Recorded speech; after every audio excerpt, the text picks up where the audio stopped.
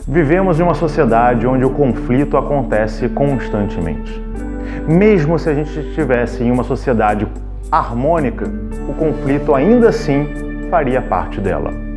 No programa de hoje, a gente vai abordar as questões do conflito na sociedade e como isso reverbera dentro de nós, dentro do nosso íntimo, na nossa busca espiritual e, por que não, social.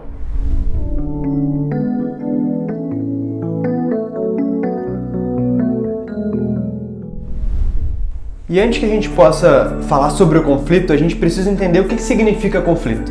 Porque talvez para alguns de vocês, quando pensa nessa palavra, vem a ideia de briga, de desordem, de bagunça. Né? É coisa doida, né? E na verdade a gente não está falando sobre isso. Embora, obviamente, os sentidos tenham uma certa semelhança. Quando a gente pensa em conflito, a gente está falando sim de um embate de ideias, que fique bem claro, mas que principalmente busquem uma resolução boa para todas as partes. Ou seja, é um encontro de duas coisas ou de mais coisas que a princípio são divergentes, mas que se colocam à disposição de encontrar um meio termo, de encontrar uma saída que faça sentido para todos e não simplesmente ficar gritando, ficar tentando fazer com que as suas ideias sejam maiores, sejam melhores, prevaleçam diante dos outros, diante das demais ideias. É importante a gente lembrar que na nossa sociedade sempre haverão conflitos. Porque vivemos numa sociedade plural, né?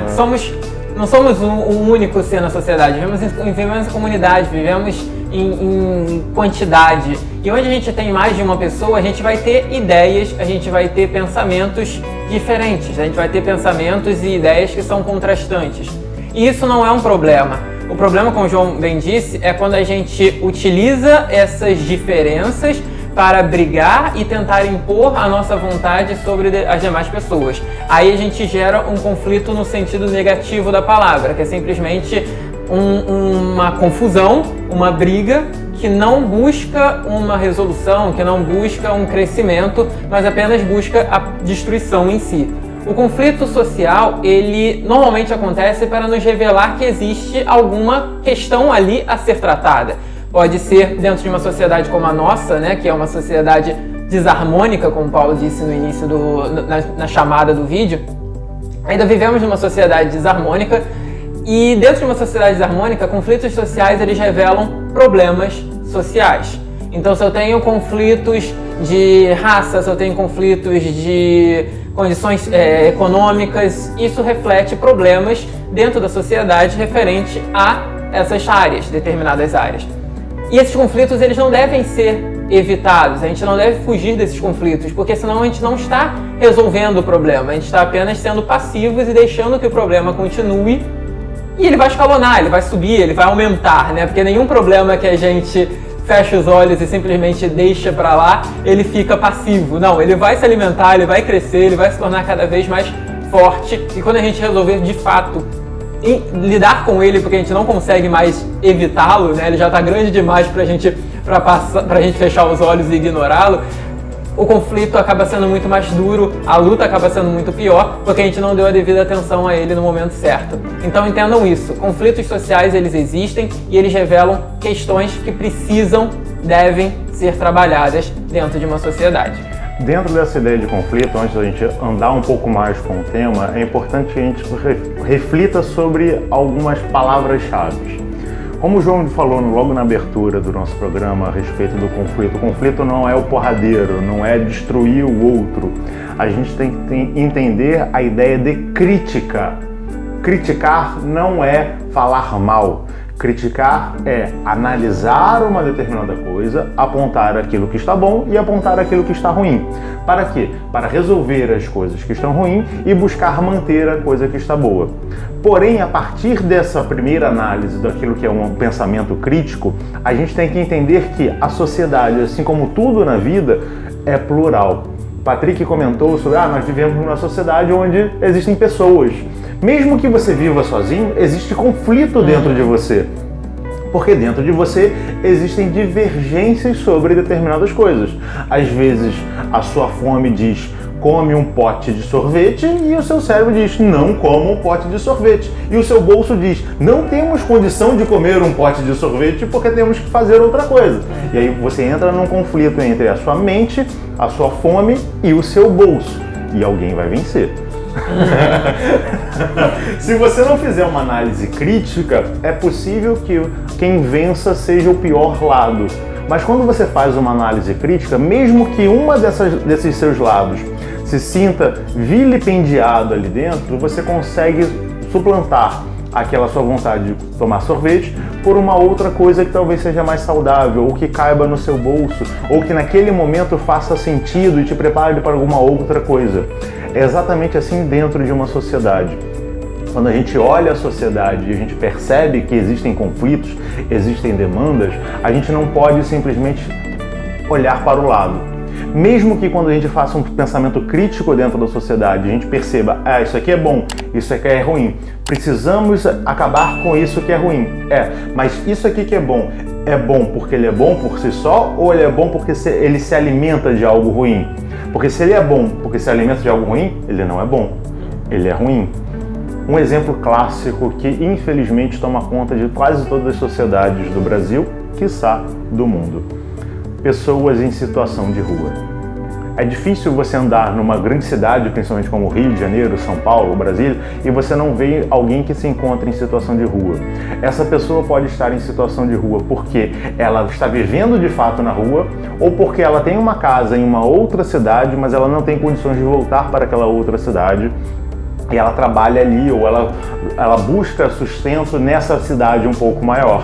E por conta disso ela precisa estar numa situação de rua, numa situação de vulnerabilidade econômica, intempérie, social, de uma série de questões para conseguir no final de semana retornar para a sua casa, para a sua família. Muita gente vai olhar e falar, antigamente não tinha isso, né? Bem, antigamente tinha. Você só não percebia isso com tanta frequência. Só que como a gente tem um problema social de concentração de renda, de desigualdade de oportunidade, de uma série de outras coisas, esse problema vai crescendo, como o Patrick falou. Até que chega num determinado ponto que você não consegue mais esconder. E não adianta ver um governador fretar ônibus para levar essas pessoas para outras cidades, porque mais e mais vão surgir. Da mesma forma que não adianta você pintar uma parede que está em uma infiltração. Daqui a pouco a infiltração vai voltar. E se você não tomar conta dessa infiltração, ela vai vir muito maior, gerando muito mais desgaste. E o Paulo levantou um ponto muito importante, vários pontos muito importantes, mas um específico sobre a crítica, e isso me trouxe um pensamento. A crítica, ela pressupõe uma sugestão para aquilo que foi apontado como algo errado. E é importante que a gente tenha isso em mente, porque muitas vezes a gente aprende a apontar o dedo para as coisas, e principalmente para as pessoas, sem dar sugestões, sem trazer possibilidades de melhoria, só por apontar, porque assim muitas vezes a gente não se sente tão mal em não resolver as coisas. Porque olha, eu tô vendo que aquilo tá errado, eu tô falando para você, eu já te mostrei que é assim, que é assado, mas a gente na verdade não tenta resolver de fato, a gente só quer acalmar a nossa ansiedade de não saber o que fazer. E isso traz um outro ponto importante também, e que serve muito para os nossos conflitos internos. Muitas vezes, uma das nossas dificuldades é em lidar com o conflito, porque ao longo da nossa vida a gente não foi ensinado a lidar com apontamentos, com coisas que a gente não sabe fazer tão bem assim, porque por vezes as pessoas nos criticam ao invés de apontar a nossa ideia como algo,